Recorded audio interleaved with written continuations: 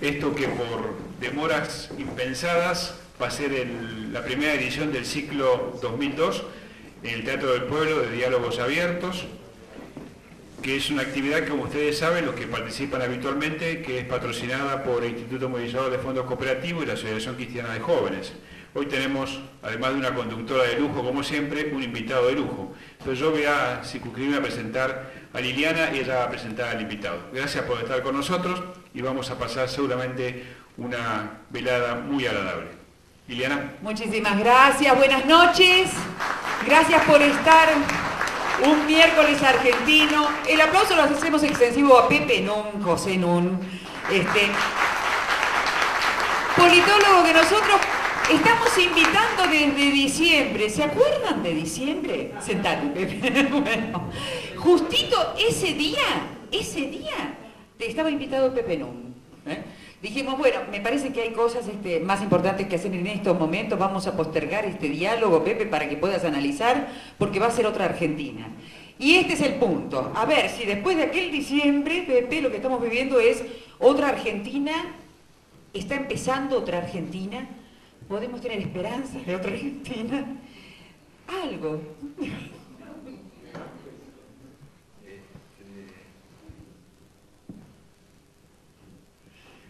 Contame cómo va a ser el esquema de esta Yo disparo, vos disparás en verdad con tu opinión y después el intercambio es con quienes están. Te van a preguntar, probablemente disientan o no, no sé.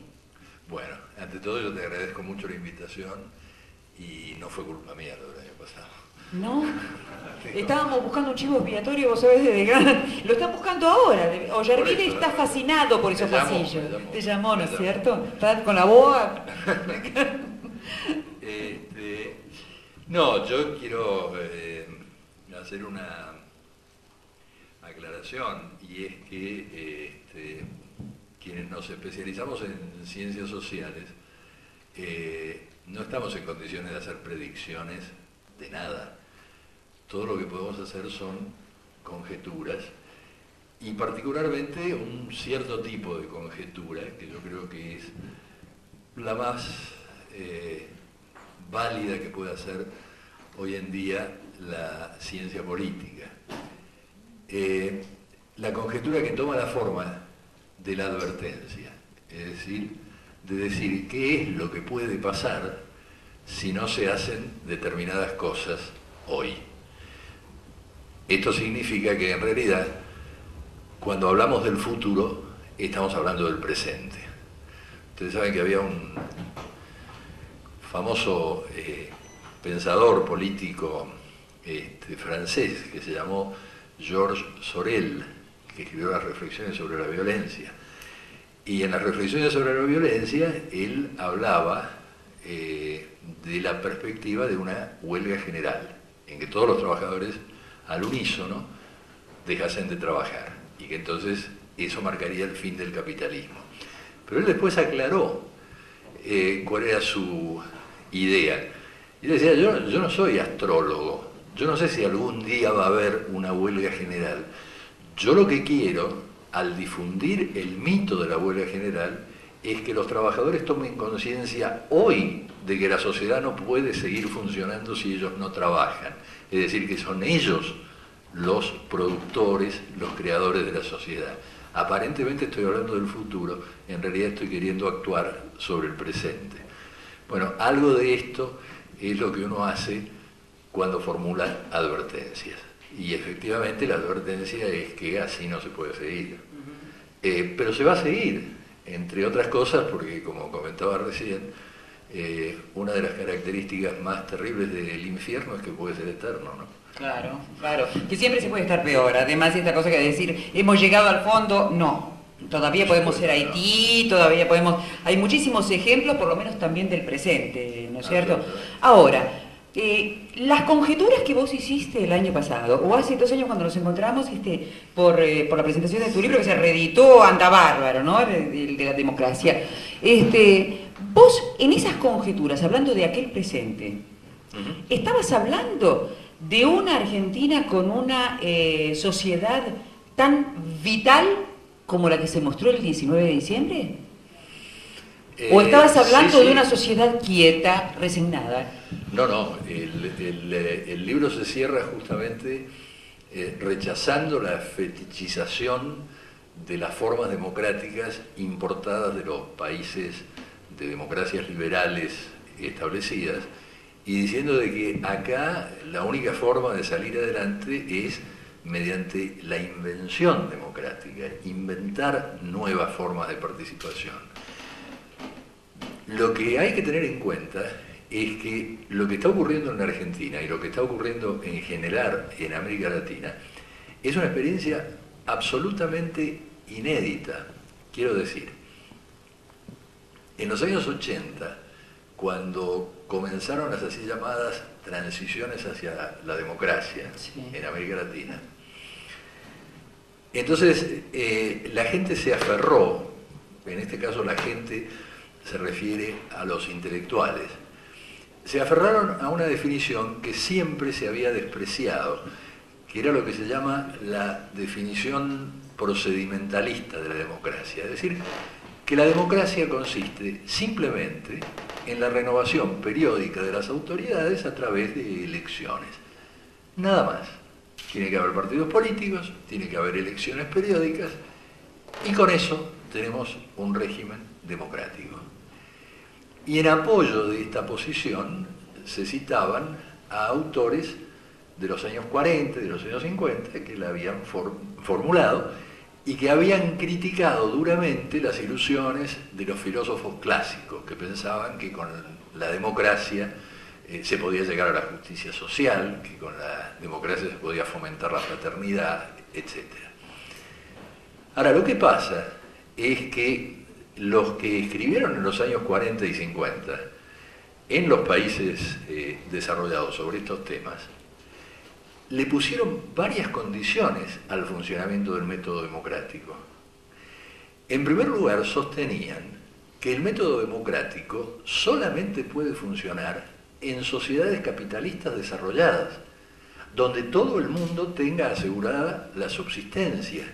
Y esto acá no se dijo.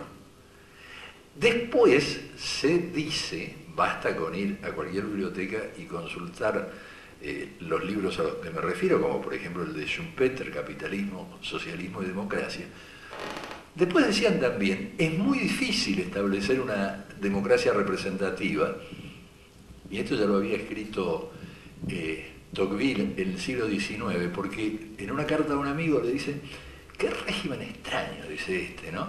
Dice, porque se supone que va a haber representantes, porque el pueblo no gobierna directamente, que estos representantes van a ser tan generosos de que van a gobernar a favor del pueblo y no a favor de ellos mismos. Si se consigue una cosa así, dice, va a ser asombroso acerca de lo que es la condición humana.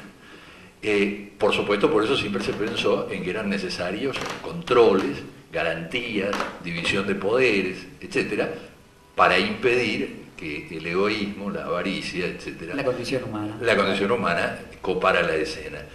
Bueno, en los años 40, en los años 50, insisto, se pensaba que solamente sociedades desarrolladas, sociedades industrializadas, podían gozar de una democracia representativa, pero que a su vez esto requería varias condiciones, la principal de las cuales era el material humano de la política.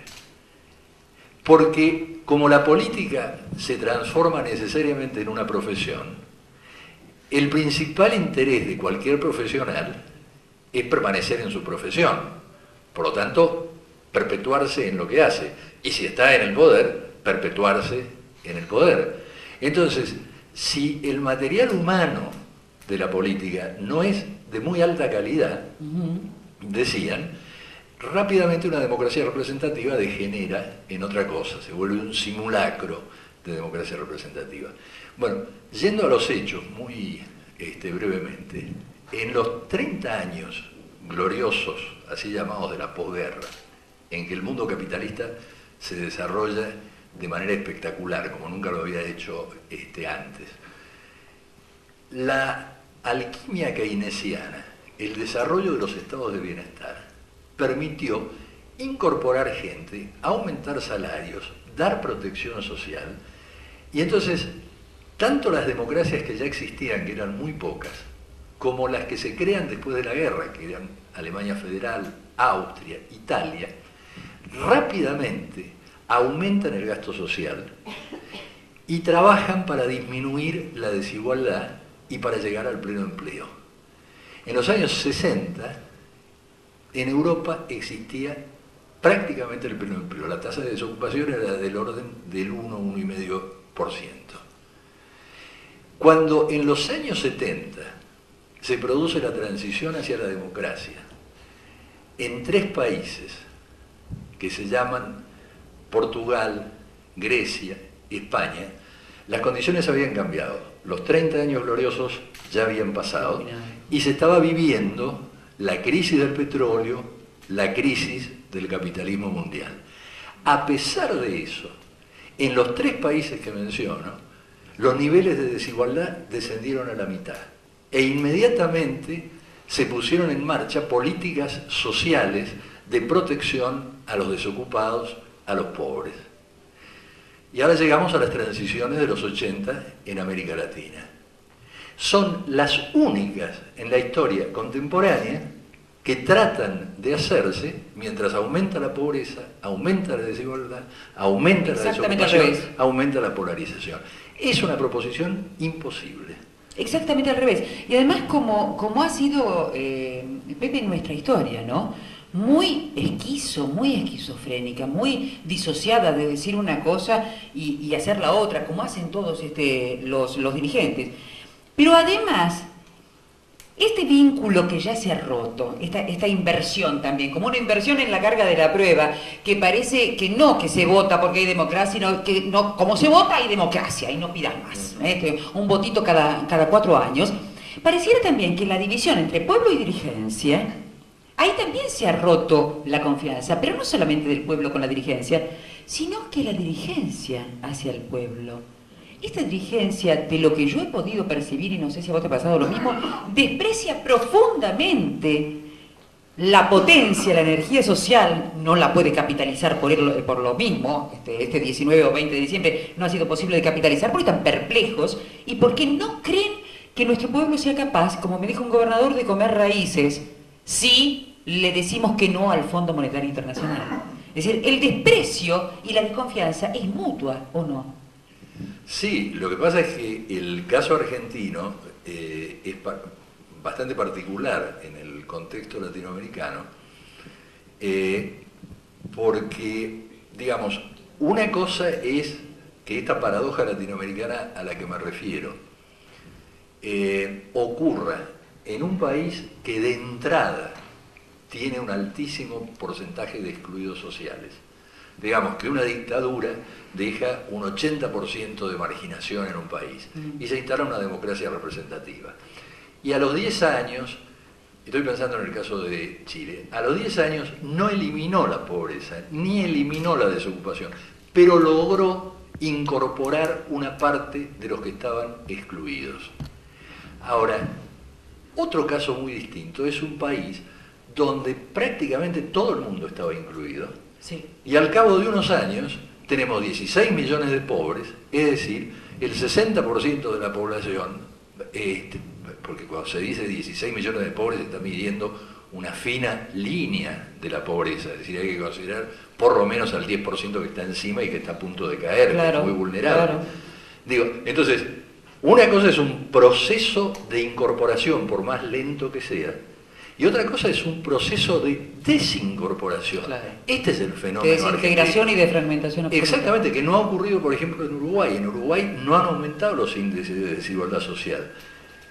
En Chile han mejorado, poquito, pero han mejorado. Pero en Argentina es terrible lo que ha pasado. Ahora, vos decís, los dirigentes no le tienen confianza al pueblo.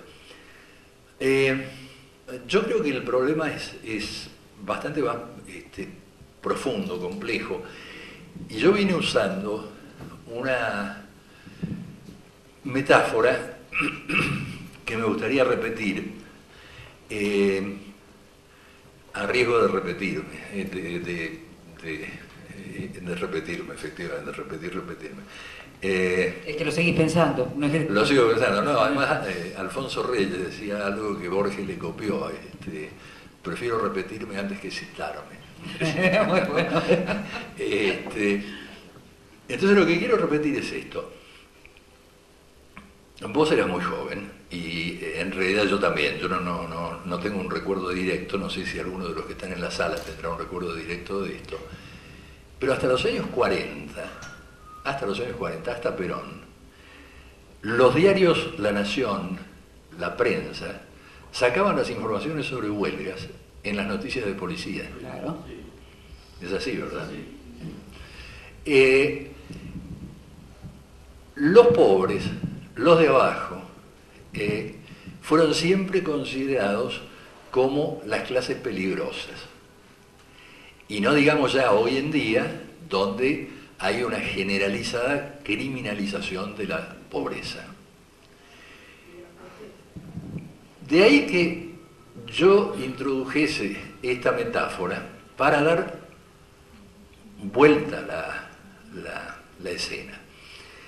Y es empezar a ver qué pasa aplicando las metáforas criminales con los de arriba, no con los de abajo. Y en esto me parece que es de ayuda una cosa que se encuentra en la literatura. En la literatura se distingue entre dos tipos de bandoleros. Los bandoleros errantes, los tipos que en la Edad Media pasaban por una aldea y se llevaban todo lo que encontraban. Lo característico del bandolero errante es que se lleva todo, porque no piensa volver. Digamos, es Atila, no le importa si el pasto vuelve o no a crecer, porque él pasa y se va. Y después otro tipo de bandolero, que es el bandolero que se asienta, el bandolero estacionario, ¿no? Es decir, los señores de la guerra en China a comienzos del siglo XX, las mafias en Italia, entonces se establecen. Los bandoleros estacionarios nunca se roban todo, porque necesitan que la gente siga produciendo. Entonces le tienen que dejar una parte para que sobrevivan. Y si son benévolos, por ahí los curan, por ahí los educan un poco, ¿verdad? Si son muy benévolos, entonces les mejoran las casas, construyen autopistas que no se sabe a dónde llevan, como pasa en San Luis hoy en día. Ahora, ¿qué ha pasado en Argentina y por qué estoy usando esta imagen? Esta imagen busca definir menos personas que comportamientos. Quiero decir con esto, no es que los bandoleros errantes sean necesariamente extranjeros y los bandoleros estacionarios necesariamente argentinos. Hay muchísimos argentinos que se comportan como bandoleros errantes y hay muchísimos extranjeros que se establecen acá y se comportan como bandoleros estacionarios.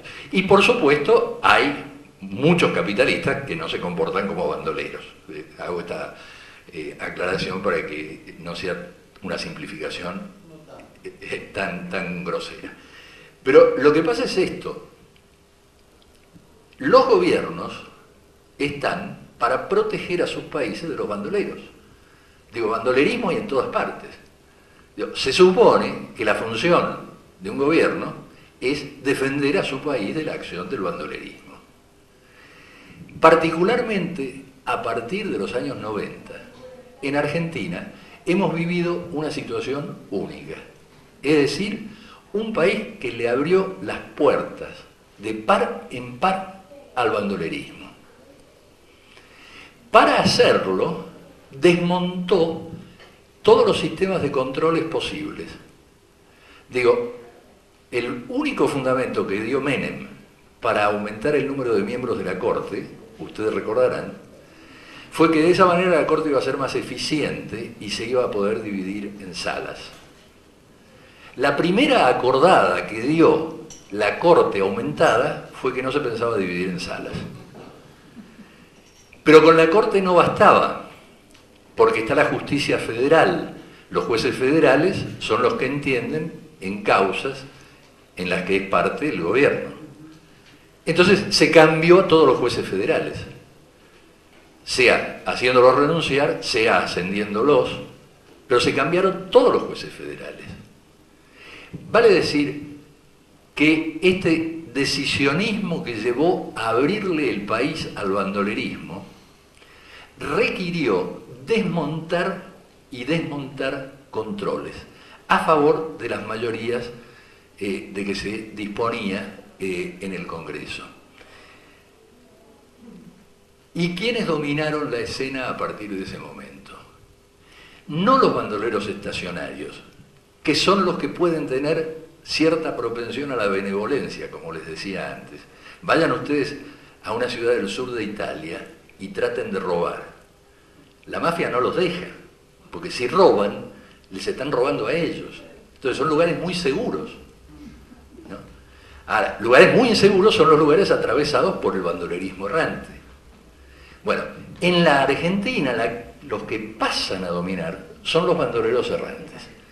Un poco la figura paradigmática del bandolero errante es el joven de 30 años sentado frente a una computadora en Londres o en Wall Street, y para el cual un país como la Argentina no es más que un dato en la pantalla de su televisor. A mí me parece que incluso la terminología que se instala desde los años 90 hablando de países emergentes, ¿emergen dónde? Emergen en su pantalla. Digo, nosotros no emergimos de ninguna parte, al contrario, nos estamos hundiendo. Nos hundimos, pero si uno emerge en la pantalla, ¿no es cierto?, a partir de determinados niveles de ingresos o de cifras de otras variables. Pero hoy en día, la informática hace que los flujos financieros se desplacen con una velocidad de minutos. Las transacciones financieras por día ascienden a 1.500.000 millones de dólares.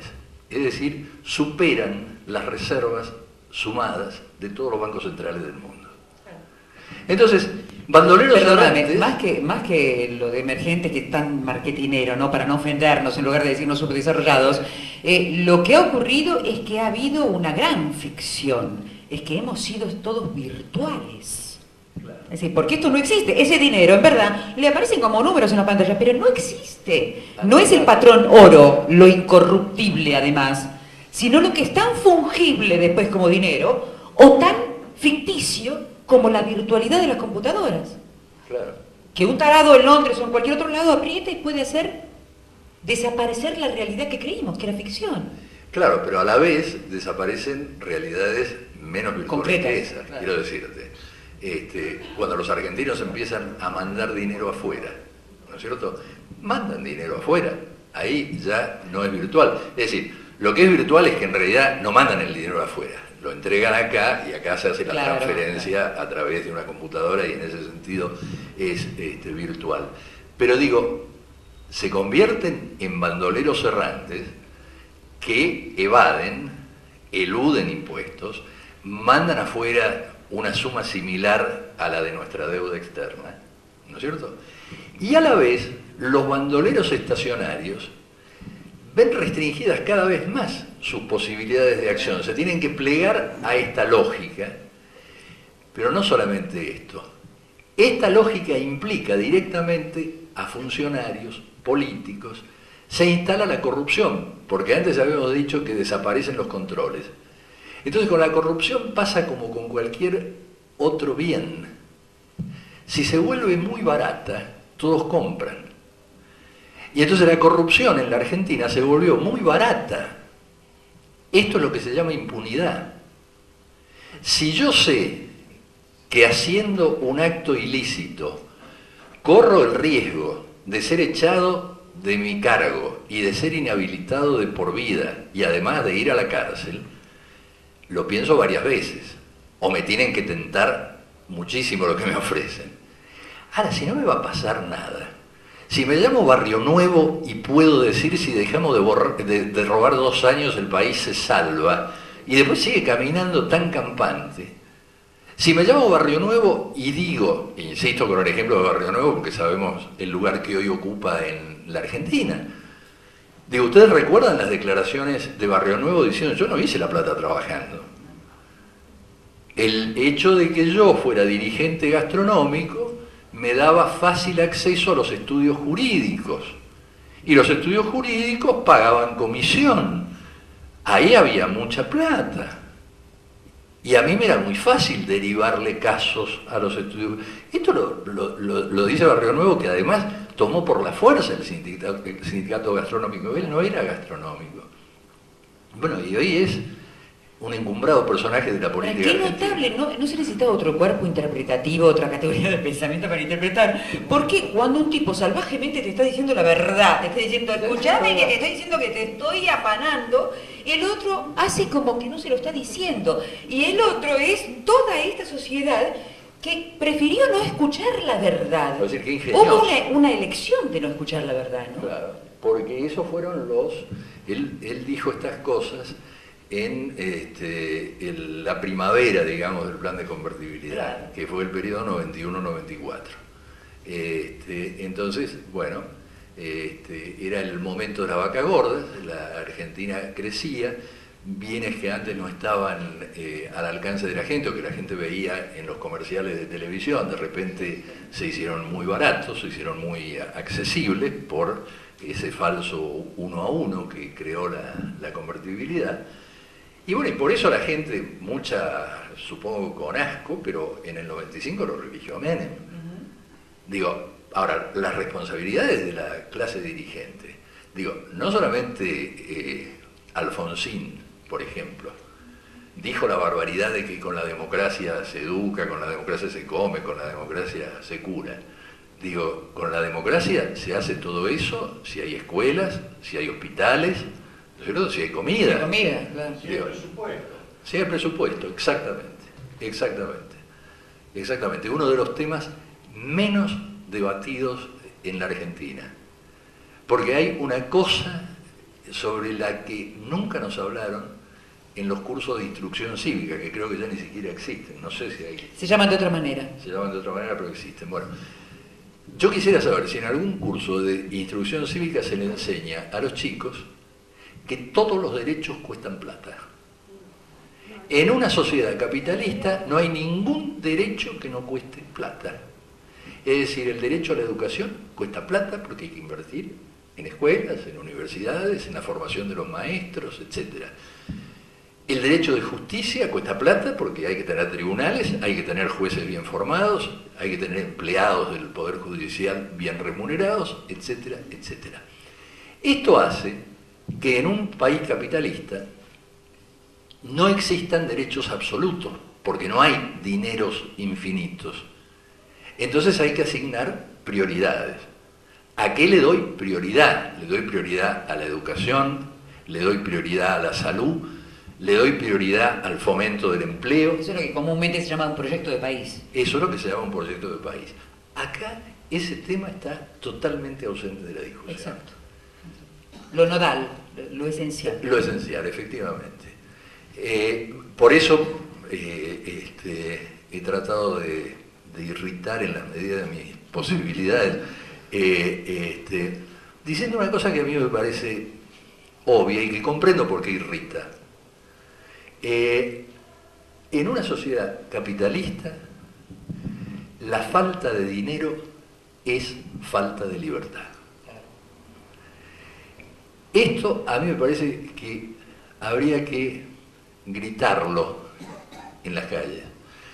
No es cierto que estemos en un país democrático donde rigen las libertades públicas.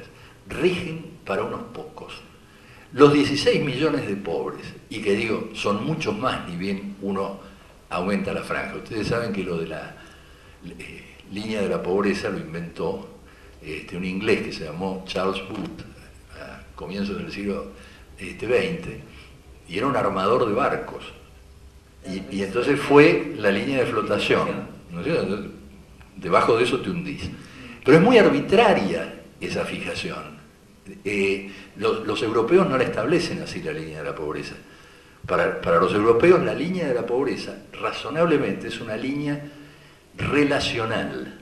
Vale decir, se considera pobre a todo aquel que recibe un ingreso inferior a la mitad del ingreso per cápita del país. Entonces está condicionado no a las necesidades biológicas de subsistencia, como es acá, como un animal, sino que es relacional. Entonces, si la sociedad tiene un ingreso de $20.000 per cápita, todos los que tengan un ingreso inferior a $10.000 per cápita son considerados pobres. Y los que tengan un ingreso inferior a la tercera parte son considerados indigentes. Bueno, a mí me parece que esa es la forma razonable de operar. Bueno, ¿y cómo no va a irritar si la mayor parte de los discursos se basan en absolutos y en moldes vacíos, ¿no es cierto? Está todo lleno de moldes vacíos, lugares como los 14 puntos. Claro, pero decime, ¿de qué te vale tu libertad de transitar, por ejemplo? Cuando señores, no ya al estilo de Alzogaray, porque Alzogaray es una mala reliquia, digo, pero tantos bien pensantes que decían, bueno, está bien que estén mal, que estén desocupados, pero no tienen derecho a interrumpir el tráfico, porque tenemos libertad de transitar. Bueno, algunos tienen libertad de transitar. El tipo que no puede comprar un boleto de colectivo no tiene libertad de transitar. No es que haya una cosa que es la libertad y otra cosa que es el ejercicio de la libertad. Son las dos partes de la misma cosa. No para los neoliberales, porque los neoliberales te dicen, la misión del gobierno es proteger la libertad, no ocuparse de proteger su ejercicio. Porque si se meten con el ejercicio de la libertad, necesariamente van a estar afectando la libertad de mercado, la libertad de otros. No pueden interferir. Con que haya una constitución que asegura la libertad, somos todos libres. Es absolutamente mentira. Es un supuesto. Pero por supuesto, no hay, si no hay trabajo, no hay libertad de trabajo. Si no hay aprestamiento, condiciones para ir a la escuela y para poder aprender, como la gente está viendo en las pantallas de televisión, no hay libertad de enseñar y aprender. Entonces yo digo, esta enorme masa de argentinos, bueno, carece hoy en día de las libertades que hacen a la constitución del ciudadano. Y por lo tanto, el acto de votar se vuelve un simulacro. Y por eso me parece que ha sido tan sano que tanta gente no fuera a votar. ¿No? ¿Te parece sano el hecho de que no se contabilicen todos esos millones de votos, que tampoco se contabilizaron en el 95, ¿no? Porque si se hubieran contabilizado, era el 60% el que ya no aceptaba este modelo. Uno podía interpretar entonces si se contabilizaban. Entonces, esa votación así, abstencionista, ¿no fue la que posibilitó que hoy estuviera Duhalde, por ejemplo? Es decir, no fue como en Francia, qué sé yo, esta cosa de la progresiva de decir, no, hoy no voto, y se les metía Le Pen. Claro, pero vos estás hablando de contabilizar, yo estoy hablando de voluntad de votar, de voluntad de participar en una farsa, de algo que no se entiende, no se tiene información, no se sabe. A lo sumo se va a votar porque un puntero asegura un mendrugo. Entonces, yo digo, nunca se pensó la democracia de esta manera por nadie, ni por los partidarios de la democracia directa ni por los partidarios de la democracia representativa. Siempre se partió del supuesto de que el votante gozaba de lo que se llamaba autonomía moral, es decir, que tenía libertad informada para elegir. Por eso Rousseau, ¿no es cierto?, el ciudadano de la sociedad ideal de Rousseau es el farmer, es el granjero, ¿no es cierto?, que puede subvenir a todas sus necesidades y no tiene nadie que esté comandando sobre él, nadie que lo obligue a obedecer. Y Jefferson en Estados Unidos piensa otra vez en el farmer, porque están pensando en la independencia. Bueno, después de la Segunda Guerra Mundial, el empleado con un puesto estable, con una remuneración adecuada y con protección social, se volvió el equivalente del farmer. Es decir, era alguien que tenía suficiente seguridad como para tener esa autonomía indispensable para formar libremente sus preferencias y expresarlas a través del voto. Esto se desnaturaliza en contextos como el contexto del que estamos hablando, ¿no? Bueno, no hay resto para pensar. Ustedes me interrumpen. A ver, ¿alguien quiere hacer ya formular una pregunta? A ver, o seguimos. Ahí está. A ver, Le acercan el micrófono así se lo escucha bien y lo escuchan todos. Señor Num, mi pregunta es esta. De lo que estamos conversando parece que esto fue un fenómeno atmosférico.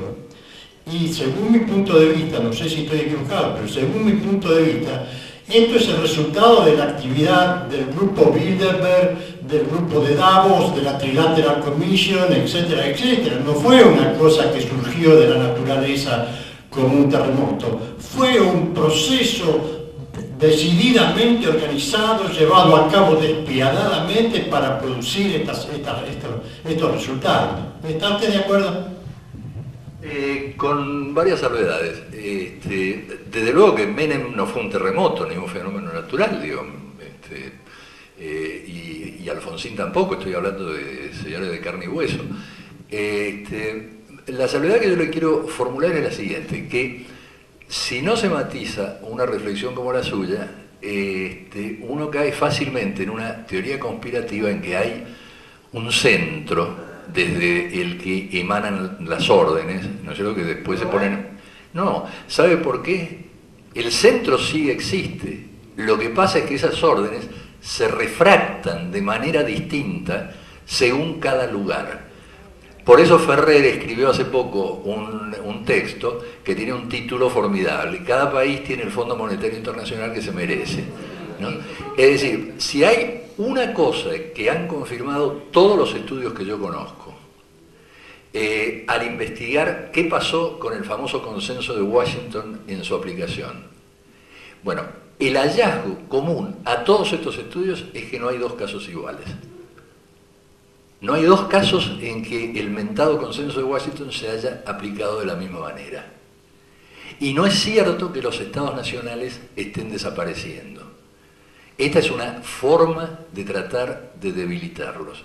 Mire, en los últimos 40 años, si uno se fija nomás en los países más desarrollados del mundo, en los últimos 40 años, en los países más desarrollados del mundo, creció mucho más el gasto público que las exportaciones. Es decir, que los estados son estados importantes, fuertes, intervienen. Fíjese usted si no, los cambios que mucha gente dirá con un criterio más extremista que el mío, bueno, son cambios cosméticos. No son tan cosméticos los cambios entre la administración demócrata y la administración republicana en Estados Unidos. Son cambios muy significativos. Argentina ha tenido la muy mala suerte de que su crisis coincida con una crisis mundial del sistema financiero que no se sabe a dónde va. Los republicanos están mandándolo locamente para cualquier lado. Nos tocó a nosotros, por mérito propio y de nuestros bandoleros, estar en el mal lugar en el peor momento. Digo, pero no es que tengan gran claridad. La señora Kruger, por ejemplo, además de su cara insoportable y además de ser tan de derecha, está proponiendo una cosa que a uno le suena bastante razonable. A mí me suena bastante razonable. Ella es la que propone que así como hay ley de concursos y ley de quiebras entre los particulares, que debiera haber una cosa similar entre los países. ¿Por qué? Porque de esa manera se podrían establecer a priori plazos de verificación de créditos y se podría evitar el bandolerismo del acreedor que se reserva para quedar en última instancia y cobrarse el 100%. Entonces, una ley podría establecer las mayorías a partir de las cuales son aprobados los concordatos o las liquidaciones de las quiebras. El Departamento de Tesoro de Estados Unidos se opone. Y uno dice, ¿pero cómo? La nombraron, ella es de derecha, ellos también son de derecha. No, pero se oponen porque Estados Unidos, los republicanos, no quieren aceptar absolutamente ningún tribunal internacional al que tengan que someterse. Ni siquiera en la ecología, ni en nada, absolutamente nada. ¿El derecho criminal? El derecho criminal, no, ellos no están. Ahora, hay, evidentemente, los intelectuales, cuando se pregunta acerca del rol de los intelectuales, ¿no? Independientemente de que uno piense que un sueño tiene que ser analizado por un equipo interdisciplinario ya, realidades así como las nuestras, realidades humanas, de conglomerados humanos, ¿no tendría ya que ser abordada por equipos interdisciplinarios? Lo digo en serio, fíjate que acá se manifestó en el discurso, se manifestaron varias nociones, ¿no? El señor habló de fenómenos climáticos, no era un fenómeno climático. Vos al principio dijiste, hablando de las ciencias sociales, que además las ciencias, cuando uno define ciencias, es algo que se va a repetir en condiciones similares históricamente, ¿no es cierto? Es decir, si fuera astrólogo, en verdad son todos cuerpos interpretativos que todos vendrían bien en estos momentos. Porque si yo esto lo redujera a una escala antropomórfica, yo diría, estamos frente a un psicópata. Este poder es un poder psicópata. Entonces, buscar metodologías, ¿no es cierto?, del psicoanálisis, de Jung, de Lacan, no sé, ir intercambiando desde varias aristas, porque desde una sola lateralidad se ve que no se puede abordar cosas tan locas. Porque además estamos hablando de gente bruta y loca ha llegado el caso. Y gente muy inteligente de nuestro país, que en cada grupo humano donde hay alguna genialidad hay un argentino. Es decir, ¿por qué esto que no? Porque esto sí lo tenemos, esta potencia creativa, esta intelectualidad. Qué curioso, ¿no es cierto? ¿Por qué no se abordan los fenómenos de intercambio de conducta humana desde varias aristas? ¿Por qué siempre segmentarlos y entonces siempre nos quedamos con esa insatisfacción de entonces para... ¿no? Sobre todo en momentos así, en que todo está cambiando tan maravillosamente, que todo se está desmoronando, como decía Nietzsche, tan maravillosamente. Veamos la belleza de cómo se va desmoronando un régimen siniestro, y por ahí, ¿no es cierto?, juntar... Yo no quiero molestar a ningún creyente. Acabo de llegar de Brasil y el canciller brasileño es un académico de primer nivel, y entonces me contó una historia que me pareció maravillosa. Me dice que en el subte de París apareció un graffiti que decía Cristo es la respuesta, ¿no? Y que un día después apareció otro graffiti que decía, ¿cuál era la pregunta?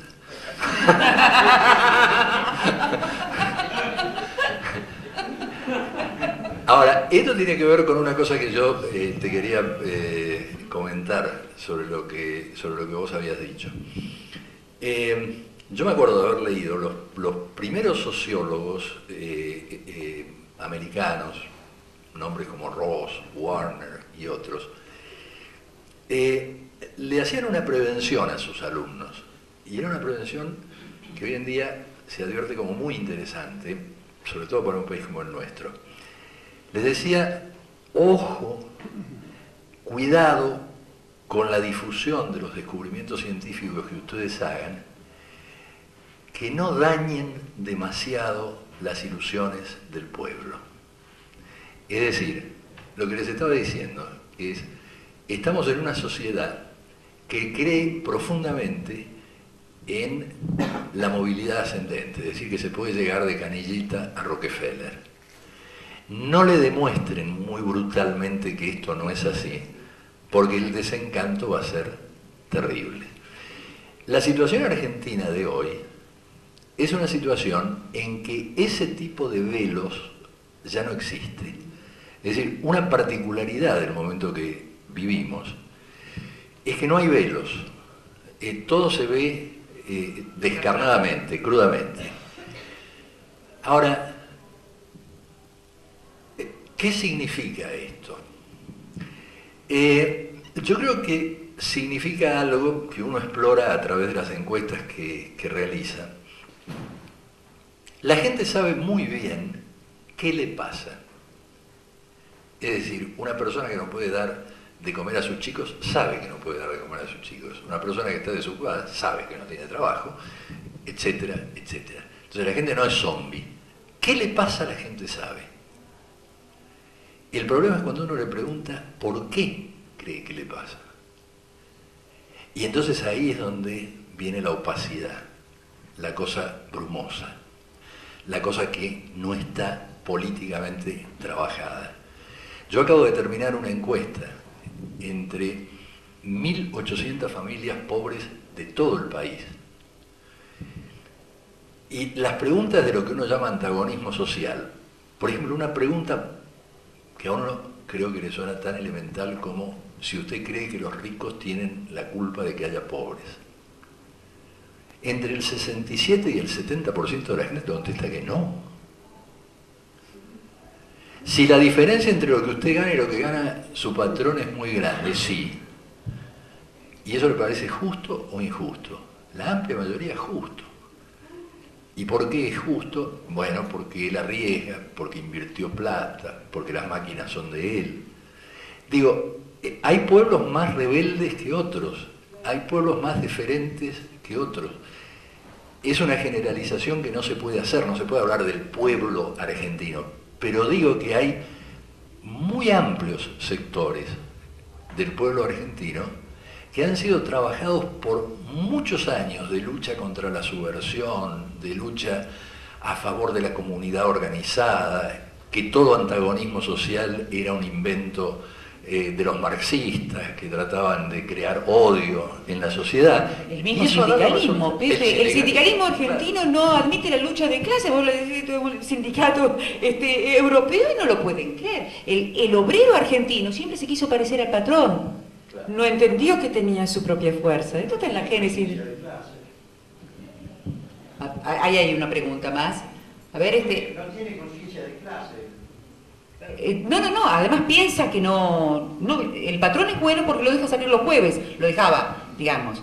Elías Neumann decía algo muy interesante el otro día, yo lo reflexionaba, lo recordaba mientras vos estabas diciendo lo del bandolerismo. Y hasta los bandoleros buenos, ¿no? Que van cuidando y demás. Decía, la diferencia entre un esclavo y un excluido.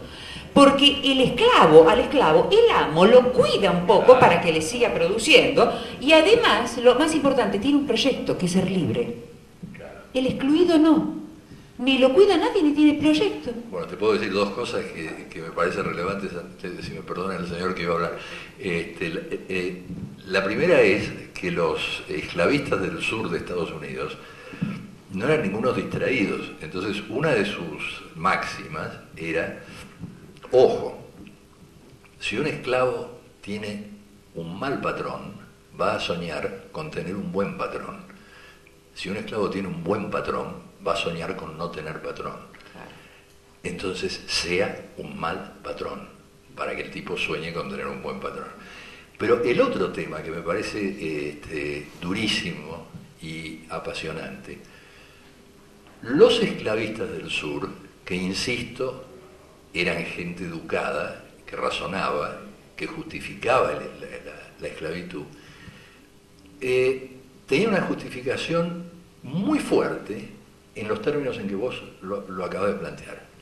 En la primera mitad del siglo XIX decían, fíjense cómo están los trabajadores industriales del norte, los yanquis, están muertos de hambre, se los echa de las fábricas cuando no se los necesita, se las tienen que arreglar solos, después cuando se los llama otra vez, se los emplea por pocas semanas y por un sueldo miserable. Ahora, miren acá, como los esclavos son una inversión de capital, nosotros tenemos que cuidarlos, los tenemos que alimentar, les tenemos que dar techo, ¿no es cierto? Entonces es mucho más ventajoso nuestro sistema y mucho más humanitario que el de ustedes. Y el que salió a contestar esto fue un señor que se llamó Abraham Lincoln.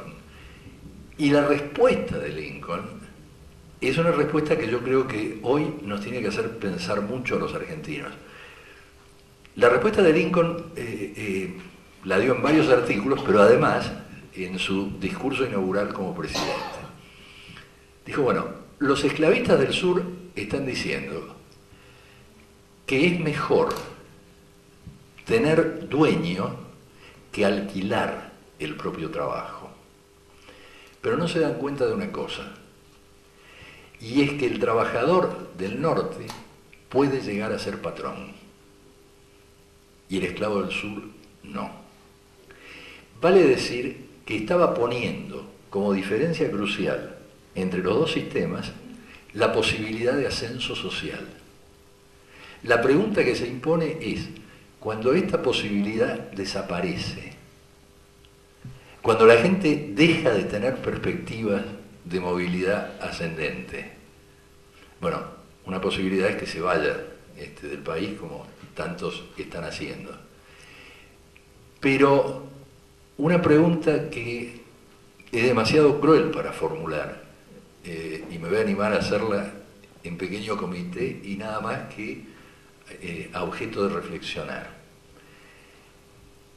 ¿Cuánta gente absolutamente hundida en la indigencia, si hoy en día le dieran a elegir entre gozar de esa libertad que tiene, de revolver entre las basuras, de vivir en la basura, o de ser un tío Tom, no elegiría ser un tío Tom? Formularse esta pregunta es un indicador de la situación a la que hemos llegado. ¿No? E insisto, la clave para Lincoln era la posibilidad de una movilidad abierta. Las dos cosas eran tan perversas que era otra categoría la que se le tenía que aplicar, la de la perversión. A ver, allá... Bueno, doctor Nunn, por lo último que acaba de decir y por las respuestas de esas familias pobres de las que habló, le planteo la pregunta si todo eso no es producto, incluso dentro de una manera bastante deliberada, de la propiedad de los medios de comunicación de todo tipo y la manipulación que se hace de la información o de la instrucción de esos pueblos, pobres sobre todo. ¿Usted estaría pensando en una relación causal, como que los medios de comunicación generan esto? Yo no lo creo. Creo que lo que sí hacen es dos cosas. Por un lado, legitimarlo. Digo, la Plaza del Sí de Neustadt, o el ejemplo impresionante que le da a la Argentina un señor como Mariano Grondona, ¿no es cierto? Que a mí me ha recordado siempre el Padrino 3. ¿Se acuerdan cuando Al Pacino le dice al cura que mató al hermano? Y el otro le dice, yo te absolvo, ¿no? Digo, Grondona se arrepiente por televisión y sigue tan campante.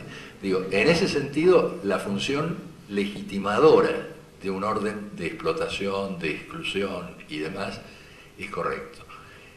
En segundo lugar, yo creo que los medios cumplen, a veces voluntariamente, a veces involuntariamente, una función de acostumbramiento de la gente. Digamos, ya hay pocas cosas que te puedan asombrar y uno sufre a distancia, ¿no? Yo hace años publiqué en Página 12, estoy violando lo de Alfonso Reyes, me estoy citando, un artículo que se llamaba Señor que mira y fuma, y estaba basada en esta idea que en la Escuela de Derecho de Harvard se enseña a través de casos, ¿no? Y habitualmente a los alumnos de primer año se les plantea de un modo o de otro un caso como este. Un señor está caminando por un parque y escucha gritos. Y entonces se aproxima al lugar de origen de los gritos. Y ve que es un lago y que en el medio del lago se está ahogando un chico. Entonces el señor se sienta en un banco, saca un cigarrillo, lo enciende, fuma y mira cómo el chico se termina de ahogar. Y entonces el profesor le pregunta a los alumnos si la conducta del señor es punible o no. Entonces los alumnos siempre, invariablemente, contestan al unísono, sí, es un canalla. Y entonces se usa el caso para mostrar la diferencia entre el derecho y la ética. En Estados Unidos no es punible, no ha violado absolutamente ninguna ley.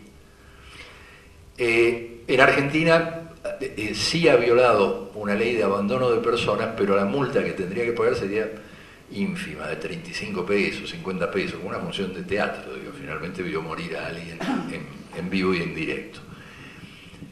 Lo que yo planteaba en ese artículo era, todo esto es horroroso, digo, pero hagamos este ejercicio.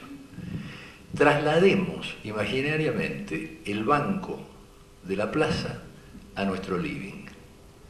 Y ahora estamos sentados en el sillón de nuestro living, mirando por televisión, cómo mueren todos los días niños, cómo se hunde más de la mitad de la población, y estamos fumando y mirando, y sufriendo, y diciendo que terrible. Pero no hacemos nada. Lo mismo que el señor que estaba en la plaza, lo mismo que el señor que estaba en el parque. Dicho esto, los responsables de lo que pasa no son los medios de comunicación. No se puede culpar al mensajero solamente.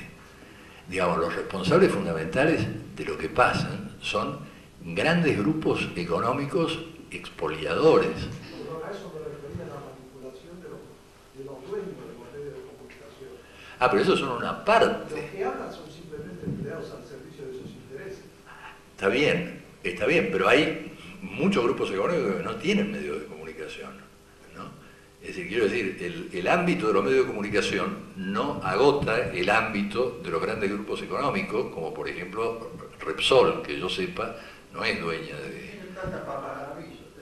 Bueno, pagan avisos, efectivamente. No, pero, digo, a Repsol no le viene mal que sea Telefónica la dueña de todos los canales, y Menem. No, estoy de acuerdo, pero el eje de la cosa es que tenés grandes grupos económicos a los que se le da piedra libre para operar como quieren. Exacto. Por ejemplo, Porque no hay controles y no hay ideas. no hay control. La obligación de las compañías petroleras en Argentina era que el precio local de los combustibles quedase permanentemente ajustado al precio internacional. No lo hicieron nunca y nunca se los castigó, en absoluto. Y por supuesto el Fondo Monetario no decía que ahí había falta de seguridad jurídica en la Argentina.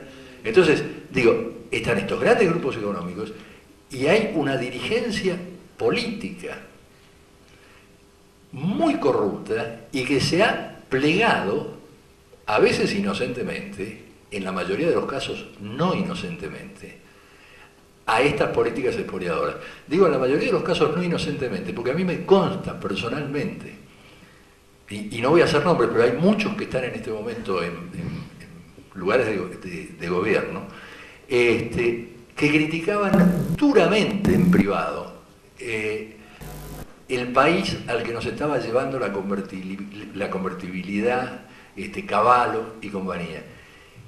Y yo proponía ingenuamente, pero escúchenme, ¿por qué no vienen a la radio? ¿Por qué no vienen a la televisión? Y lo dicen. Entonces me decían, pero vos estás loco. Cavallo es lo más vengativo que hay en el mundo.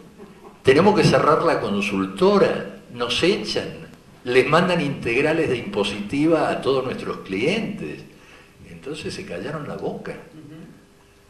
Entonces hay una responsabilidad de mucha gente en esto que ha venido pasando en el país, ¿no? Por acción y por omisión. Entonces, toda nuestra sociedad. A ver, había antes el señor, después el señor y después allá. Así era.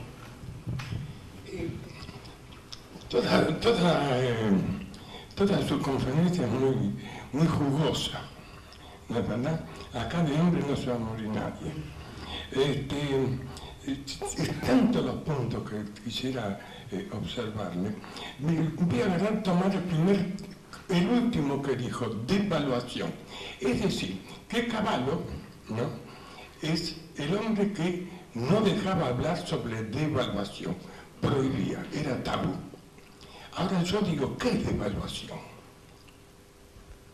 ¿Qué es devaluación? Devaluación es el siguiente y sencillo problema.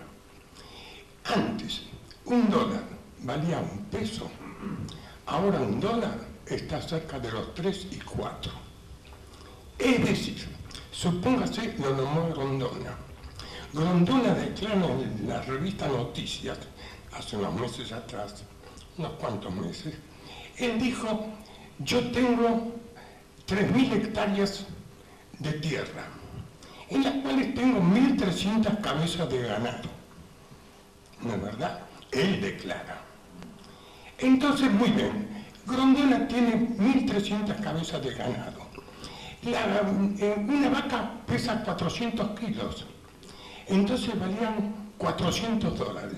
Es la exportación al día de hoy. A la fecha de hoy son 99, 80 y pico de centavos que vale el kilo de vaca viva. Entonces, él tenía una vaca $400. La exportaba 400 pesos. Nosotros comíamos carne por 400 pesos.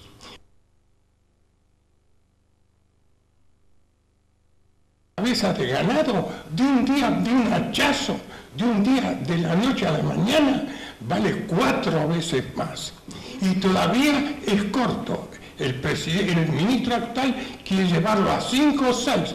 Y todavía dijo Dualde de que dice hay gente que habla. Pero además fíjese usted el tema de los bandoleros, ¿no? De que yo hablaba antes. Hoy en día, ¿quiénes protestan? Protestan los productores agropecuarios porque se les hacen retenciones del 20%. Del 20%. Hasta hace 6 meses la retención era del 70%. Muy bien, ahora ¿No? Porque antes de la devaluación se les retenía el 70% de hecho. Bueno, ahora le contesto. Pero ¿por qué se junta? Y no, porque, mire, escúcheme, señor, fíjese qué dice allá. Pero escúcheme, yo le contesto a usted, ¿qué dice allá arriba? Está bien, diálogo Ciclo de diálogos abiertos. A ver, sí. Entonces, él... Pediría más preguntas también, porque, o observaciones. No, si lo que usted está diciendo es que la devaluación fue una barbaridad porque no estuvo acompañada de políticas que le dieran sustento, es lo mismo que pasó con la convertibilidad. La convertibilidad fue una medida brutal, pero es cierto que el país estaba en hiperinflación, entonces que de alguna manera había que interrumpir la cosa. El problema estuvo en 2 partes. La primera, que se hizo en medio de un atraso cambiario brutal para empezar. Es decir, no había por qué establecer el 1 a 1 con la relación que existía en ese momento con el dólar, lo cual trajo grandes problemas después. Pero la cuestión es que se hizo inmediatamente después de haber obtenido el respiro que dio la convertibilidad. Y entonces lo que se hizo fue privatizar, vender la joya de la abuela. Bueno, ¿por qué? Porque un tema como el de la convertibilidad, en la medida en que la Argentina no produce, no puede imprimir dólares, requiere necesariamente que se obtengan dólares de alguna parte, a través de la exportación, es decir, de saldos favorables de comercio exterior, cosa que no teníamos, a través de la llegada de capitales, cosa que ocurrió con capitales especulativos, o a través de las privatizaciones. Pero una vez que se acababa esto, la convertibilidad suponía deuda externa, que era la 4ª manera de conseguir plata, y desocupación. Bueno, de la misma manera, devaluación en estas condiciones implica el terrible impuesto inflacionario que deteriora el salario de toda la gente que tiene ingresos fijos. ¿Deuda externa? Vamos a permitirle una pregunta al señor. Sí. A ver. Doctor Nur, me alegra mucho, su conferencia es muy didáctica, muy clara. Mi pregunta es la siguiente: ¿no será que estamos frente a una crisis de la cultura, de la modelización política, que tenemos que cambiar el lenguaje y la formación política? Porque me parece que hay una crisis en la forma de pensar la política de parte de los dirigentes y de parte de la gente que no lo ve muy claro y con muy buena voluntad se confunde respecto a los Grondona, los neutros y toda la gente que usted mencionó. Me parece, la pregunta es entonces, ¿no estaremos frente a algo que deviene prioritario, que es una crisis cultural y de modelización del pensamiento? Yo creo que lo que usted dice es muy válido, es lo que un pensador y político italiano que se llamó Antonio Gramsci denominaba una crisis orgánica, es decir, una crisis de la sociedad en su conjunto. Se ha producido un vaciamiento del espacio público. Esto me parece que es bastante importante entenderlo porque tiene que ver con el desencanto de los argentinos, con la desilusión de los argentinos. Las instituciones de una sociedad son siempre la puesta en acto de determinadas ideas. Quiero decir, los tribunales son la puesta en acto de la idea de cumplir la ley. Las escuelas, las universidades son la puesta en acto de la idea de producir y hacer circular el conocimiento. Los hospitales de la idea de curar, proteger la salud de la gente y así de seguido. Es decir, que las instituciones de una sociedad es como si hablasen un lenguaje colectivo que va más allá, que es distinto al lenguaje que habla cada uno de los habitantes de esa sociedad. Eso hace que la sociedad tenga sentido para sus habitantes. Sabe que si necesita que apaguen un incendio, va a llamar a los bomberos. Sabe que si necesita que lo curen, va a llamar a una ambulancia. Sabe que si necesita defender sus derechos, va a ir a los tribunales. Bueno, en el momento en que este sistema se descoyunta, se descompone, deja de funcionar, en el momento en que la gente deja de ir a la comisaría para hacer una denuncia porque tiene miedo de que el tipo que le va a tomar la denuncia sea el mismo tipo que lo asaltó. En este momento, cuando esto ocurre, hay un vaciamiento de la institucionalidad de una sociedad y todo pierde sentido. Se instala el nonsense, el sinsentido. Eso produce mucha angustia, mucho desencanto. Hay gente que no lo soporta y se escapa, se va. Si puede irse, se va del país. Hay otra gente que se refugia en sectas, ¿no es cierto? Bueno, las sectas evangélicas han crecido enormemente. Los cultos esotéricos, gente que se refugia en las adicciones, gente que se refugia en el crimen. Cuando todo pierde sentido, bueno, la vida no tiene sentido y la vida es un bien absolutamente devaluado.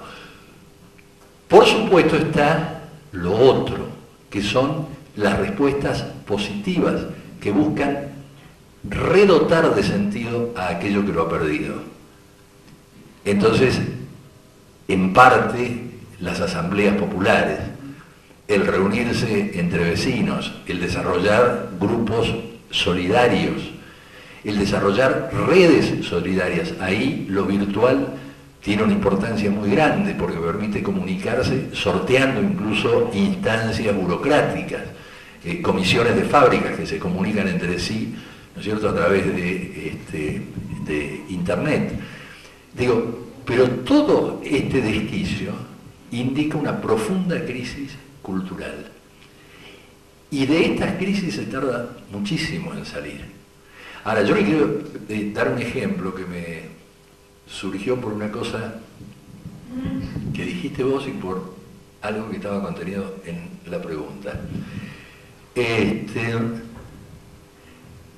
En 1970 yo hice una encuesta entre obreros industriales del Gran Buenos Aires. Y entonces, una de las preguntas de la encuesta era ¿cuál era la mejor forma de defender los intereses de los trabajadores? Entonces, un porcentaje importante respondía que la formación de un movimiento popular. Otro porcentaje muy importante consideraba para eso están los sindicatos, ¿no? Y después muchos menos hablaban de partidos políticos. Era una época muy caliente, es decir, era comienzo de la década del 70. Yo volví a la Argentina en el 84 y en el 85 repetí esa encuesta entre un público muy similar de obreros industriales del Gran Buenos Aires y apliqué la misma pregunta, entre otras. Y la respuesta me dejó tan desconcertado que nunca la publiqué, porque yo dije, metí la pata, la muestra no está bien hecha, me tocó un grupo de extraviados, digo, hay algo que no cierra. Porque obtenía como respuesta una que se puede sintetizar así, con algunas variantes, pero en general me contestaban así. Mire, yo lo veo por televisión a Alfonsín, yo lo veo por televisión a Alzogaray, yo lo veo por televisión a Aleman, son todos unos bochos bárbaros. ¿Por qué no se juntan entre ellos y nos salvan? Y yo decía, estos tipos, ¿qué les picó? Bueno, entonces no me animé a escribir sobre eso. Dije, vamos a esperar una oportunidad de repetir esto para ver si es... Cuando sube Menem en el 89, e inmediatamente nombra asesor a Alzogaray, mi mujer me dice, viste, mejor sociólogo que vos. Él anduvo caminando por las calles y pescó lo mismo que vos habías pescado, pero te negaste a difundir. A la gente no le va a extrañar esto, porque la gente quiere esto. Bueno, y yo creo que eso ya era un síntoma de lo que se iba a profundizar después como la crisis política y cultural de la que usted menciona. Hay que convencerse. Los años de dictadura, y tantos años de dictadura, no pasaron gratis en este país. No venimos de prados celestiales, ni nos hemos criado entre querubines. Todo esto tiene un efecto y ahora lo estamos viviendo. Y la libertad se aprende practicándola y la democracia también. Son 20 años, ustedes todavía no son 20 años. A ver, ¿quién era antes? Allá uno y después el señor, porque estaba antes. Sí, bueno, mi nombre es Gabriel, yo agradezco mucho lo que dijo usted recién, estoy muy de acuerdo con todo lo que está hablando, y también lo que dijo el señor anteriormente, sobre el tema cultural, ¿no? Yo no voy a dar un análisis político ni económico, porque no estoy en esas áreas, me gusta estar informado, pero no soy especialista. Sí, soy un ser humano, un ciudadano más de este país, que lo vivo como todo el mundo, y lo sufro como todo el mundo, y de repente yo, mi opinión, y quiero que usted me dé su punto de vista, habló de la dictadura, momentos terribles del país, mucha gente murió, mucha gente sufrió, familias destruidas, que aún no encuentran sus hijos, sus nietos. Se ve que no alcanzó eso para que toquemos fondo, se ve que necesitamos realmente todos tener hambre para darnos cuenta que el cambio tiene que ser sí o sí, tiene que existir, no un cambio. Como en otros países como Europa, que nunca hemos aprendido realmente, muchos de ellos, hace 7 años atrás tuve la posibilidad de tener una reunión con gente de Italia y de España, venían con la Joint Venture para desarrollar nuestro país, con créditos que nos daba el Banco Internacional de Desarrollo, con tecnología para asociarse con nosotros. Yo estaba trabajando en el norte del país y se buscaba que, la idea era 30 empresas, empresarios, donde después decían, bueno, aunque sean 10, al último que sean 3, que piensen más o menos con un deseo de unirse, ¿no? De lo que sería el asociativismo, que ellos tanto practican y que tan fuerte ha hecho a sus países, y la Unión Europea hoy en día es un ejemplo de eso, ¿no? Y nosotros no encontramos 3 que piensen igual. Yo voy a reuniones, lo hice en el pasado durante un año para formar una asociación de cooperación empresarial entre almaceneros, y no puedo encontrar 3 personas que piensen mejor que yo, seguramente, igual, peor, no sé, pero tiramos todo por el mismo lado. La realidad hoy es un trueque, que es una situación que ayuda a mucha gente, el trueque realmente es muy válido, pero también en todo lo que brilla no siempre es oro, ¿no? Atrás de eso hay emisión de dinero, ¿no? Porque llámese como se llame, eso es un dinero que tiene un valor, ¿no? Y hay un negocio, como hay este país en todo. Entonces, lamentablemente, cuando hay gente joven, gente madura, gente con gran experiencia, creo que yo considero que el ejemplo sería la experiencia de la gente de edad con la juventud, ¿no? Juntar la juventud uno tiene para hacer cosas que la gente ya no la puede hacer, pero con toda esa experiencia de los inmigrantes, de todo el mundo que han venido, nos han enseñado muchas cosas y no siempre hemos aprendido bien la lección.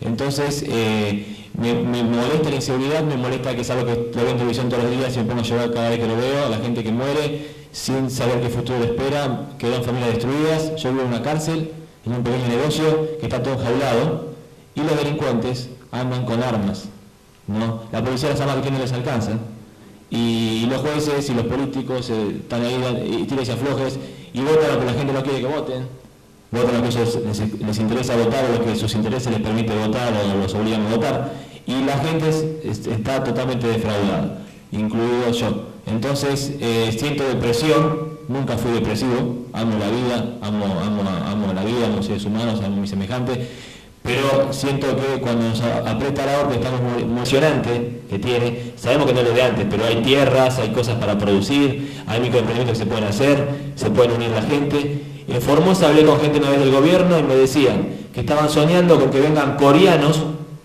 que estaban acostumbrados los chinos a vivir en el mar, a producir ahí, porque no encontraban argentinos, ni los propios provincianos de su provincia, que estuvieran acostumbrados a estar con los pies en el agua, porque ahí se inunda mucho, y a producir algo ahí. Se van la gente a España, que está bien que lo pueda hacer, pero no todos pueden hacerlo, yo no lo puedo hacer. Y en España vuelven, porque lo mandan a trabajar a un pueblo entre medio de la montaña. No está mejor que acá la cosa allá. Sí, para formar un malón en general tenés que pedir indios prestados, ¿no? Pero está en toda nuestra historia eso. Sí, ahí va parte todo. de nuestra génesis. Y en algún momento Luis Frontera lo interpretaba, vuelvo a lo interdisciplinario, dice, tenemos las características del hijo no deseado, lo dice en El País de las Mujeres Cautivas, porque hemos sido producto de una violación. Somos un precipitado de mujeres violadas. Es una sociedad parida con amor y con odio al mismo tiempo. Y vos fijate que buscamos esos salvadores, siempre andamos buscando el salvador. El papá del presidente se dice, parece que está enojado, che, ¿qué le importa que esté enojado? ¿Viste? La madre patria es madre de los primos, ¿viste? Es un origen raro, ¿no? Sí, lo que pasa es que la Argentina conoció épocas de prosperidad a pesar de eso, ¿no? Sí.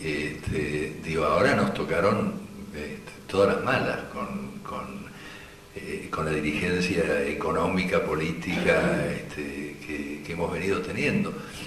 Yo trataría de no individualizar demasiado la crisis, en el sentido de que, bueno, la gente se defiende como puede, ¿no?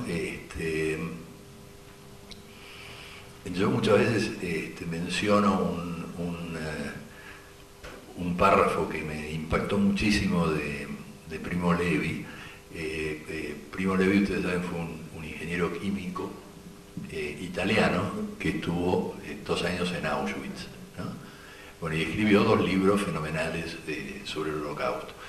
Y en una parte dice una cosa que a mí me conmovió mucho, porque si lo hubiera leído de alguien que no pasó la experiencia, hubiera resultado distinto.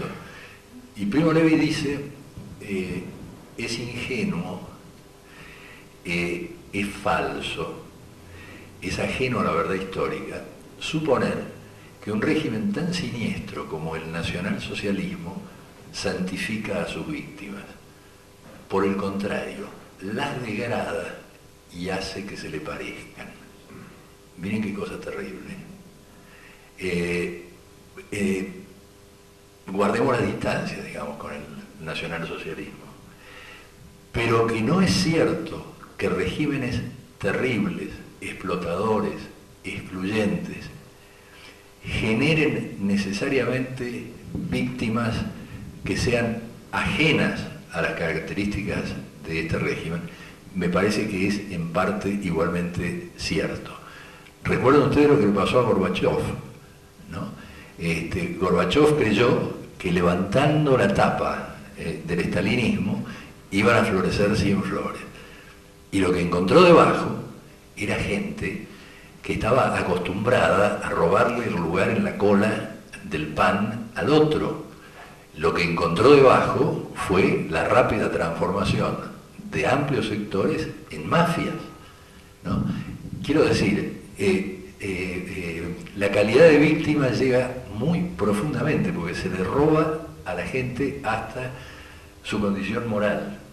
Y el pueblo tiene 1000 caras, y depende cuál es la cara que se le active, según lo que se está viviendo, según lo que se está dando. Para decir una cosa un poco risueña y amable, dado el clima que estamos pasando, ¿no? Como usted mencionó antes a los almaceneros.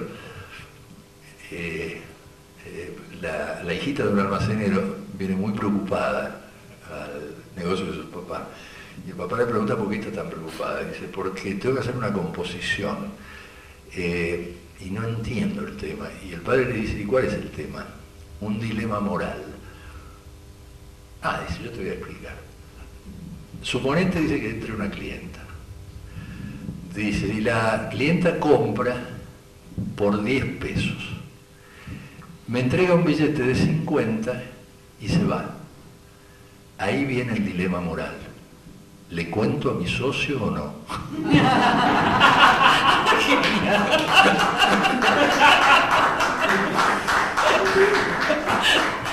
Lo tengo que recordar para reproducirlo en el programa.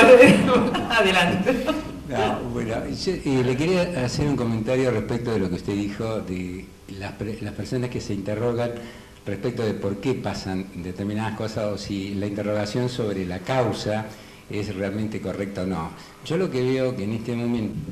No, yo creo que usted tiene razón. Yo no sé si ustedes leyeron el artículo que publicó el domingo pasado Mario Weinfeld en Página. Y ahí hacía una cita de Isaiah Berlin, que es muy importante, porque Berlin dice en una parte, nuestra civilización se ha acostumbrado a pensar la sociedad como si se tratara de un rompecabezas, y que entonces una persona inteligente, racional, siempre va a estar en condiciones de armar este rompecabezas. Y si no se arma es por falta de racionalidad. Pero después remataba diciendo, ¿quién nos dijo que la sociedad era un rompecabezas armable? A lo mejor nos faltan muchas piezas, ¿no? Digo, había una recomendación que Gramsci daba, una cosa es dudar y ser escéptico cuando uno trabaja como intelectual, y otra cosa es lo que uno dice cuando sube a una tribuna política. Entonces él decía, yo me puedo permitir lo primero en mi escritorio, no me puedo permitir eso cuando subo a un podio político. Yo entiendo que acá estamos en un diálogo abierto, no en un podio político, por eso yo más bien me permito expresar mis dudas de intelectual y no hacer de director técnico de un equipo de fútbol, de decirles arriba, arriba, arriba, como ayer la escuchaba a mi amiga Lilita Carrió terminar su intervención en el programa de Majul, diciendo, pero hay esperanza. Bueno, nada de lo que dijo sugería que hubiera esperanza. Es que le había dicho ya tanto daño que creo que se dio ánimo a sí misma, ¿no? Le habían dicho cosas tan espantosas. No, es cierto, porque ella decía que claro, había esperanzas de salir. Por ejemplo, esta idea del parto que ella usa a mí no me convence. Y te explico por qué. Porque yo francamente creo que uno de los errores graves, y tiene que ver con lo que antes decía de Primo Levi, uno de los errores muy graves que cometió Marx y que tuvo consecuencias históricas fue pensar que en el vientre de la vieja sociedad se estaba gestando la nueva sociedad. ¿Y por qué error? Porque si el vientre es el vientre de una madre con SIDA, muy enferma, drogada, las probabilidades de que el hijo que nazca sea una maravilla son bastante bajas, ¿no? Entonces yo no estoy convencido de que pasa un huracán, hay un parto y somos todos felices. Yo concuerdo con usted, y en este sentido la observación que me hacía usted antes efectivamente es pertinente. La medida en que los medios de comunicación recortan la agenda según los tipos de preguntas que hacen. Y efectivamente está pasando eso. En primer lugar, perdóname, te ponen todas las piezas que no encajan, te las juntan todas, entonces te muestra que todo es inseguro, todo es corrupto, todo es una basura. Además, yo no sé si ustedes notaron que en diciembre y comienzo de enero, los voceros neoliberales, a lo mejor porque estaban de vacaciones, pero seguramente porque tenían miedo que les pegar, no aparecían mucho en los medios. Hubo un interludio. Y ahora volvieron con toda la furia. Sí. Pero volvieron con toda la furia porque alguien le da micrófono. Y además lo vas viendo cómo vuelve con toda la furia a medida que ves cómo avanza la mansión de Menem Martínez. Se va sacando fotos, yo tengo un compañero de APBH que le está sacando fotos de cómo avanza la decoración. A medida que el tipo dice hay que dolarizar y yo soy el único, va avanzando la construcción y la decoración de esa casa de $2 millones. Es la foto, ¿no? Es el termómetro. Bueno, ahí estaba la pregunta del señor y después la última. Una más, sí. Sí, yo quería señalar un poco los hechos que usted había señalado sobre la creación de los Estados-Nación, ¿no? Cada Estado-Nación, o sea, los Estados-Nación no nacieron todos, vamos a decir, de una misma forma, ni todos tienen una misma historia. Los europeos tienen una historia que viene de una monarquía, América viene con otra concepción totalmente distinta, y los países latinoamericanos tenemos, por desgracia, otro origen totalmente distinto, que lo señaló muy bien Liliana. Hay algo que es fundamental en todo esto, y es el desarrollo cómo desde los centros de poder nos envían y nos remiten una serie de vamos a decir, ideologías en las cuales hagan lo que nosotros decimos, pero no lo que nosotros hacemos. Por ejemplo, yo el otro día, en una reunión que hubo en Ciencias Económicas, tienen un origen y tienen una concepción totalmente distinta, que es lo que nos está aplicando a nosotros. Ahora, también hay algo que tenemos que señalar acá, y que usted bien nos señaló, y es el criterio de que, vamos a decir, este tratamiento que se está haciendo de la ley de quiebras, vamos a decir, y del problema económico, sobre unos agentes acá en la Argentina, que son los que están movilizando y exigiendo todo esto a través, porque de hecho usted fíjese que un señor como, vamos a decir, Bush, un corrupto total, un tipo que hizo lo de ambos, fue tremendo, hoy habla de un problema de la corrupción en los gobiernos, cuando él fue partícipe de una gran corrupción dentro de los gobiernos latinoamericanos. Yo creo que acá hay algo que lógicamente, posiblemente, y esto pensando en lo de Lilita, ayer de las esperanzas, yo digo que nadie, o sea, se ahoga o se mata sin hacer nada.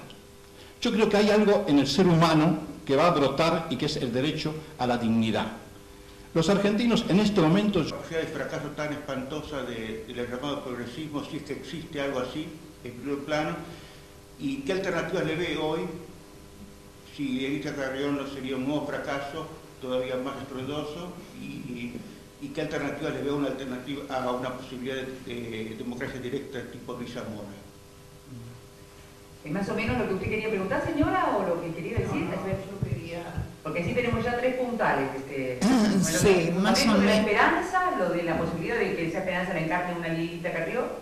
Yo lo que quería señalar acá es que realmente se habló muchísimo de la situación de la banca, se habló muchísimo de... La síntesis, el fundamento de la esperanza, la salida y si puede ser encarnada esa salida y esa esperanza en alguien tuya.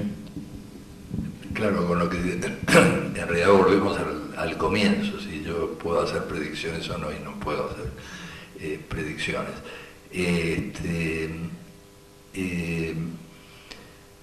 Sobre los fundamentos de la esperanza, la primera pregunta, yo creo que la gente acorralada es capaz de muchas reacciones, pero a lo mejor no todas nos gusten, ¿no? Estoy comprobando, por ejemplo, una cosa muy dolorosa en unos estudios que estamos haciendo en Villas. La desocupación de los padres ha generado que los chicos y los adolescentes pierdan espacio. Es decir, porque ahora son los padres los que están en la casilla, digamos. Entonces los chicos no tienen dónde estar. Entonces la desocupación de los padres genera chicos de la calle, ¿no? Pero con esta característica que es bastante impresionante. Si uno hace una división muy gruesa, nada más que por razones descriptivas, sintéticas, entre chicos buenos y malos. Digamos, los chicos malos serían los chicos que se drogan, los chicos que andan con armas, los chicos que chorean, etc. Y los chicos buenos los que no. Todos conocen de armas, ¿no? Pero, digamos, los chicos buenos serían los que no andan con armas y los que tratan de ir a la escuela y qué sé yo. En la escuela también hay armas. Y en la escuela también hay armas, desde ya. Pero lo que yo quería señalar es esto: la policía, cuando hace racias, mata más frecuentemente a chicos buenos que a chicos malos, porque sabe un par de cosas. Primero, que no se expone a la venganza. Segundo, que no corre riesgo porque no están armados. Y tercero, porque las familias no van a hacer mucho escándalo. Lo van a llorar al hijo, lo van a enterrar. En cambio, si se meten con los chicos de bandas, Entonces, después lo buscan al policía para matarlo o a aquel que lo ha metido preso. Consecuencia, los chicos buenos, ¿no? Digo por esto de la esperanza y por qué es tan complicado el problema. Los chicos buenos están entre dos fuegos. El fuego de la policía por un lado y el fuego de los chicos malos que le roban la ropa y que los maltratan por el otro. La pregunta es si vale la pena ser bueno, ¿no? en una situación de este tipo. Ahora vamos a lo de Zamora. Esto es absolutamente como chiste al pie de página, ¿no? Un colaborador de Zamora me decía, finalmente la campaña de Zamora fue la más barata que se pudo hacer, porque 4 años no cobrar 5.000 pesos por mes, ¿no? Son 240.000 pesos y con eso ganó una banca. Hay una cosa que se llama el lenguaje de los hechos y otra que es el lenguaje de las palabras. Yo creo que Zamora ha capitalizado muchísimo a través del lenguaje de los hechos.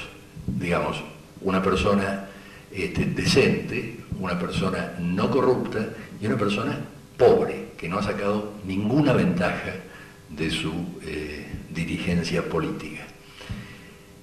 Ahora, yo creo que muchos de los que lo aplauden a Zamora es porque no escuchan el lenguaje de las palabras. Es decir, en el momento en que la gente que sufre porque tiene la plata atrapada en el corralito escuche que Zamora está en contra de la propiedad privada, digo, va a cambiar un poco la cosa, o estamos todos locos, ¿no? Y seguro que en una campaña los adversarios de Zamora se van a encargar de que se oigan bien lo que está diciendo, ¿no? Ahora, el problema de la democracia directa yo creo que trasciende el caso Zamora. En sociedades tan complejas, tan diferenciadas, tan heterogéneas como las nuestras, no hay literalmente ninguna posibilidad de que prospere la democracia directa, salvo como un elemento, como una instancia. Fíjese, en Atenas, que es el ejemplo paradigmático de democracia directa, en la antigua Grecia, según las épocas la cantidad de ciudadanos variaba entre 30 y 50.000.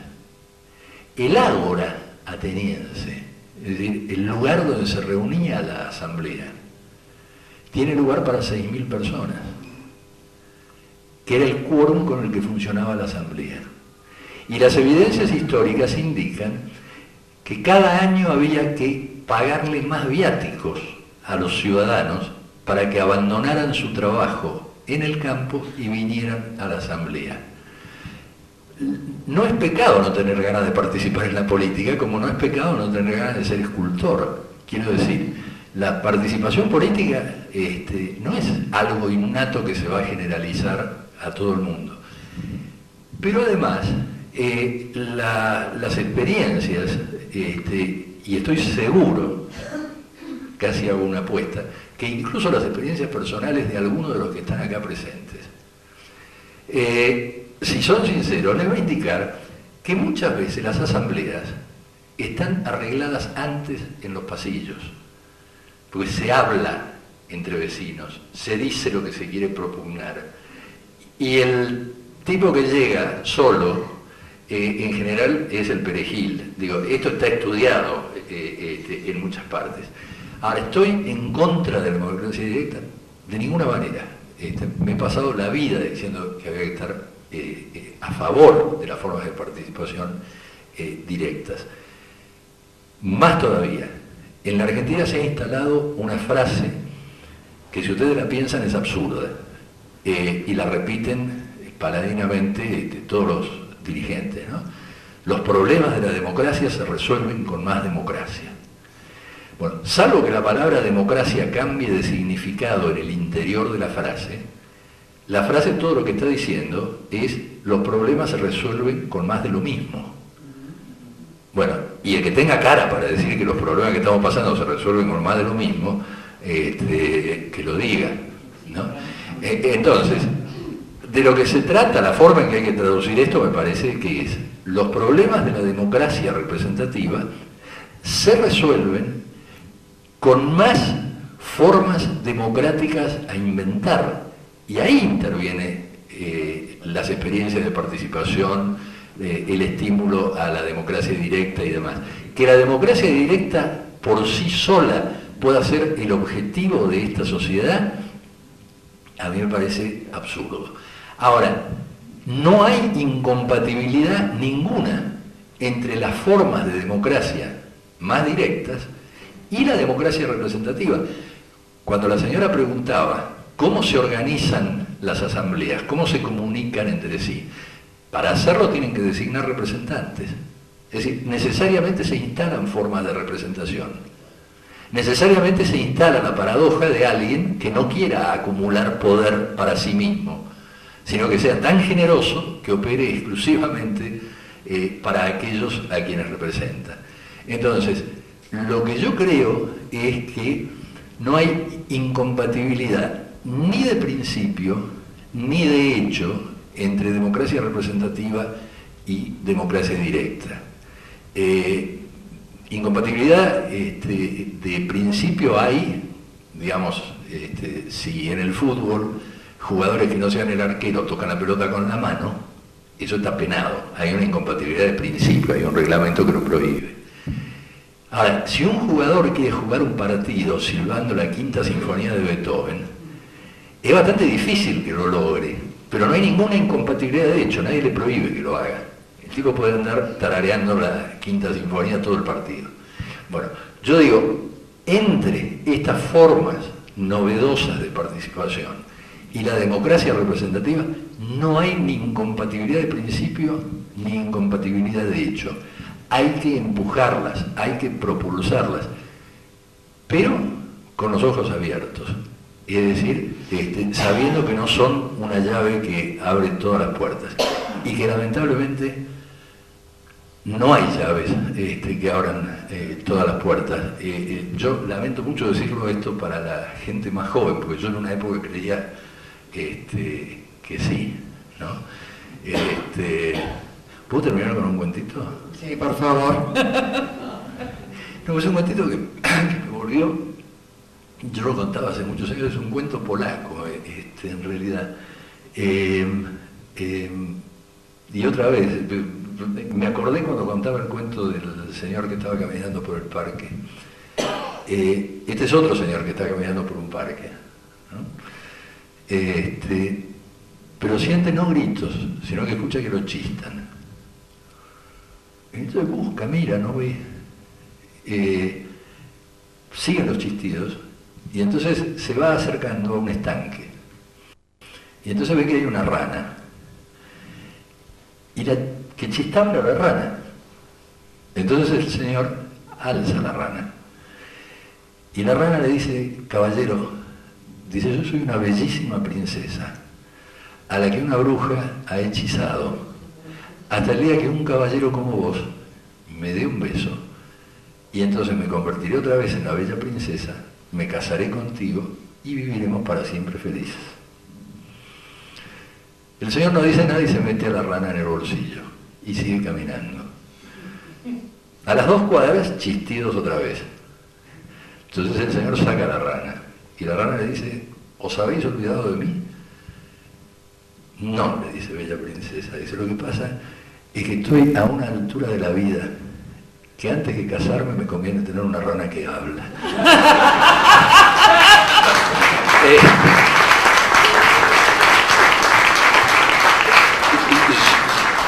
Yo lo decía para que sigan creyendo en las bellas princesas y no se conformen con las ranas que hablan.